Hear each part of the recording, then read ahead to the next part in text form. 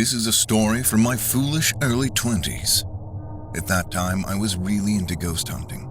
I had a best friend named Joshua, and we always went to supposedly haunted places. Then one day, we decided to visit a hotel that was famous for being haunted.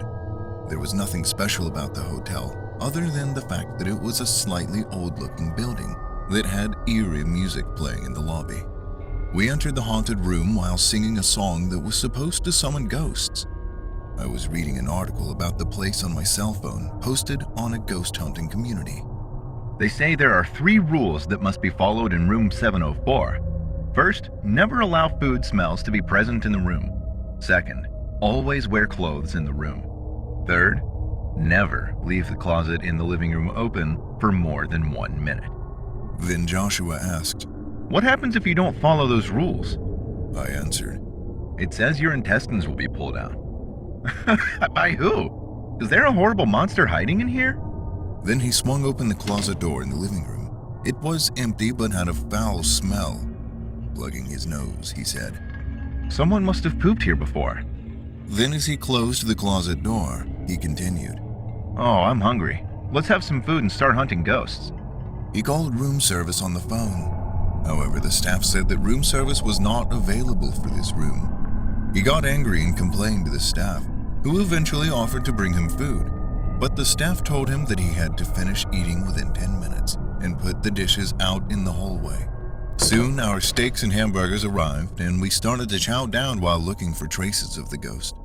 While we were using the electromagnetic wave meter, the closet door suddenly burst open. We looked at the closet in shock, and at that moment we saw something that would haunt us forever. It was a strange creature that looked like the heads and arms of about 7 people stuck together. It had no legs, and the many heads and arms all moved separately in a grotesque manner. The forearms and head were extremely large, and the faces were as pale and expressionless as corpses. It crawled to our food and started eating the leftover steak. I tried to film it with my camera, but the camera couldn't capture it. The being ate in an instant and went back into the closet and closed the door. When I saw it, I was filled with fear, and I said to Joshua, "I have to get home before that monster gets hungry again." Then he said, "What are you talking about? You can't just leave after seeing something sexy like that." Then he ran and pounded on the closet, shouting, "Hey, monster, try this too!" He threw off his t-shirt and patted his bulging stomach. "Do you want to try human meat too? Look at this plump skin." He opened the closet door, but it was empty. I chuckled at him, but the flame of fear was still burning in his chest. We watched TV, hunted around a bit, and soon fell asleep. But after a while, I woke up in the middle of the night to the sound of a scream. And when I looked in the direction of the sound, I saw the huge being I had seen earlier, sitting on top of Joshua, pinning his arms and legs down while sniffing his stomach. Then his numerous hands began tearing at Joshua's stomach. I wondered if I was dreaming, but Joshua's loud screams pierced my ears. "Ah! I'll give you something else! Please stop!" It wasn't a dream.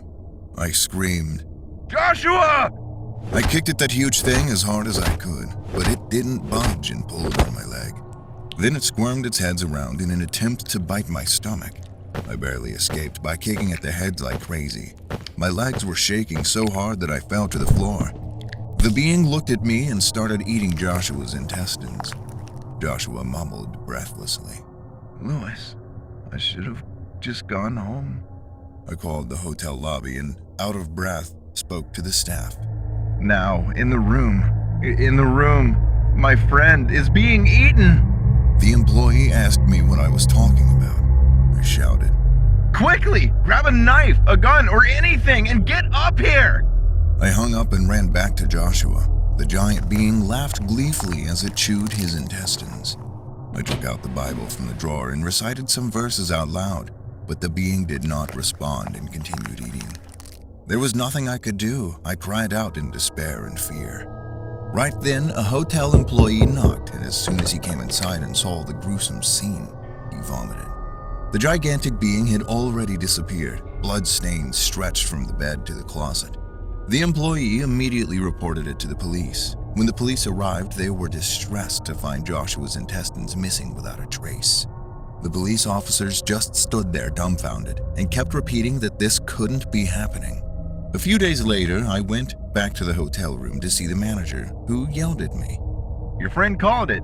It doesn't eat human meat. I shouted at him. You already knew what could happen? Then he sighed and said, As long as we fed them animal intestines once a day, there were no problems. That room is the most expensive room, so it would be a waste to leave it empty. But you provoked them. I told him. Okay, it must be hard for you to keep feeding that bastard, but I'll take this opportunity to get rid of it for you. So just wait a minute. I went back angry, and for the next 6 months I trained, learning deadly martial arts. Then I went back to the hotel room to avenge Joshua, to tear that monster apart.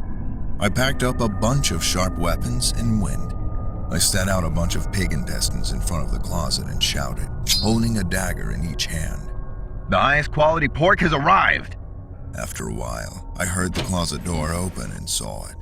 That gigantic being. It began to eagerly tear into the pig intestines in front of it. But among the many faces that writhed around its body, I saw one familiar face. That was Joshua.